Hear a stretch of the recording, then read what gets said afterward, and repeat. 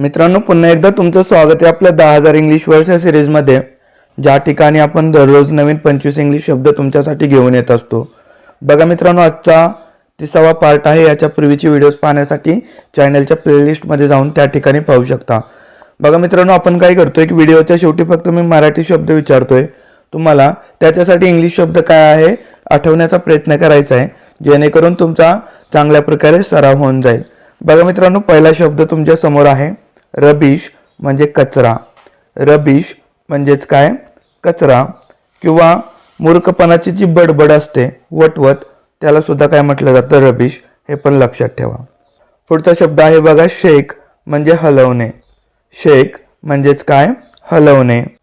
पुढे आहे प्रेझेंट, म्हणजे भेट. प्रेझेंट म्हणजेच काय? भेट. किंवा आपण त्याला सध्याचा, वर्तमान असं पण म्हणतो.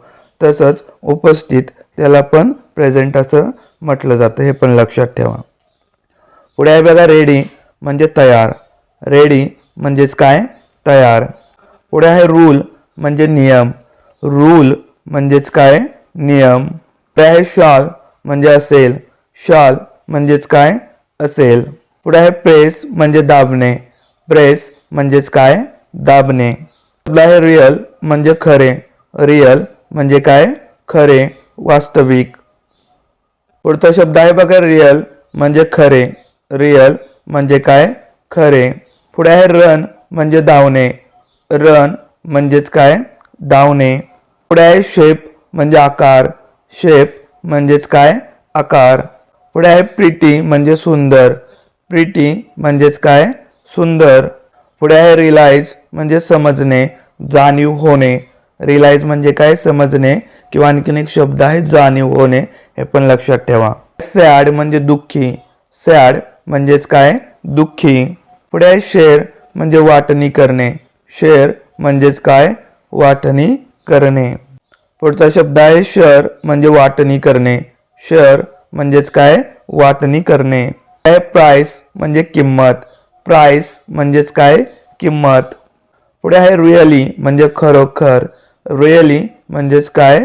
खरोखर. पुढे आहे सेफ, म्हणजे सुरक्षित. सेफ म्हणजेच काय?